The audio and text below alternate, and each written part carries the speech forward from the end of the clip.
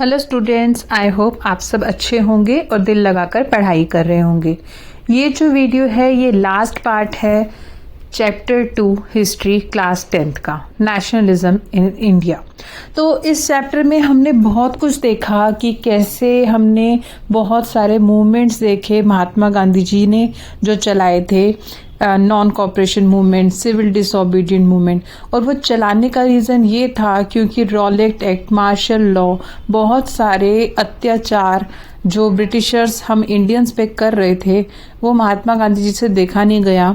और एक पूर्ण स्वराज का एक नज़रिया लेके जवाहरलाल नेहरू, महात्मा गांधी, मोतीलाल जी और बहुत सारे अनगिनत लोग जो आज हमारी स्वतंत्रता के लिए मतलब जिनको हम श्रेय दे सकते हैं और देना भी चाहिए, उन लोगों ने बहुत कुछ किया हमारे लिए, बहुत सारे मूवमेंट्स चलाए।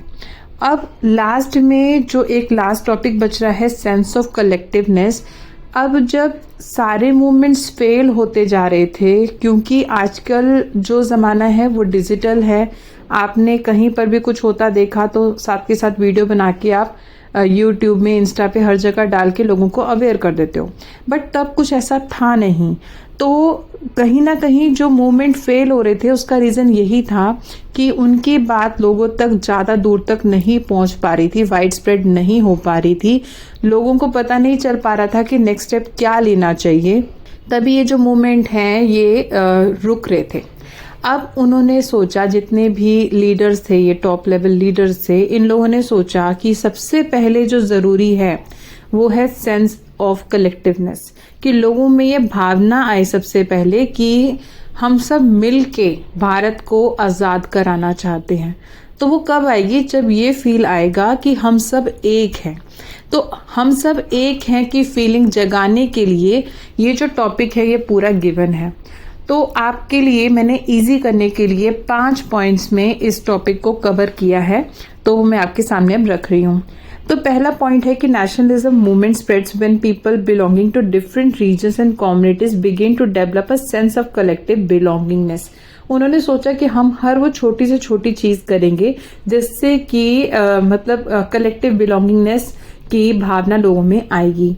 Second, the identity of a nation is most often symbolize in a figure of an image. The image of Bharat Mata was first created by Bankim Chandra Chattopadhyay in 1870 when he wrote Vande Mataram for our motherland.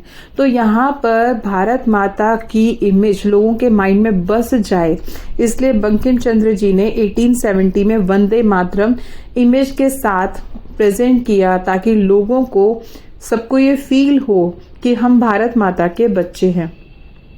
Third, Indian folk songs and folk tales sung by people played an important role in promoting the idea of nationalism. In Bengal, Rabindranath Tagore, and in Madras, or Natesa Shastri ji made collection of folk tales and songs which lead to movement for folk revival. तो यहाँ पर एक और चीज़ इन्होंने देखी कि कहानी के द्वारा, या जैसे आप नुक्कड़ नाटक देखते हो, तो ये करके हम लोगों को बहुत अवेयर कर सकते हैं, क्योंकि पीपल जो है एजुकेटेड हैं, उनको समझाना बहुत ज़्यादा टाइम कंज्यूमिंग था। तो उन्होंने कुछ कहानियाँ, फोक टेल्स और कुछ ऐसी चीज़ें क्रिएट करना शुरू की, फोक सॉन्ग्स हो गए, ताकि लोगों के अंदर वो भावना जगे, अवेयरनेस आए। तो ये सब चीज़ें उन्होंने की। फोर्थ पॉइंट, ड्यूरिंग द स्वदेशी movement a try colour flag, जिसके कलर थे रेड, ग्रीन एंड येलो, वो डिज़ाइन किया गया बंगाल में, जिसमें 8 लॉटसेस थे, जो 8 हमारी प्रोविंसेस को डिपिक्ट करते थे, और एक मून भी था जो हिंदू और मुस्लिम के प्यार को दिखाता था। और फिफ्थ पॉइंट है कि means of creating a feeling of nationalism was through reinterpretation of history. The nationalist writers urge the readers to take pride in India's great achievements in the past and struggle to change the miserable condition of life under British rule. और जितने भी हमारे leaders थे, इन्होंने ये ठान ली थी कि अब लोगों के मन में ये विचार डालना ही है कि हमसे पहले जो लोग इतना कुछ कर गए, मतलब जो कर रहे हैं हमारी स्वतंत्रता के लिए, उस पर प्राइड फील करें, और जो अत्याचार ब्रिटिशर्स हम पे कर रहे हैं उनको भी रियलाइज करें कि हम पे अत्याचार हो रहे हैं और हमें अब इस सब चीज़ों से आज़ादी चाहिए। तो जब लोग समझेंगे, अवेयर होंगे, तभी तो उसके लिए वो स्टेप भी लेंगे। तो ये 5 स्टेप बेसिकली लिए गए जिसकी वजह से लोगों में अवेयरनेस आई, और आज हम जो आज़ादी पाए हुए हैं वो इन्हीं रीजंस की वजह से है। तो आई होप आपको ये टॉपिक भी अच्छे से क्लियर हो गया होगा। यहाँ ये चैप्टर डन हो चुका है।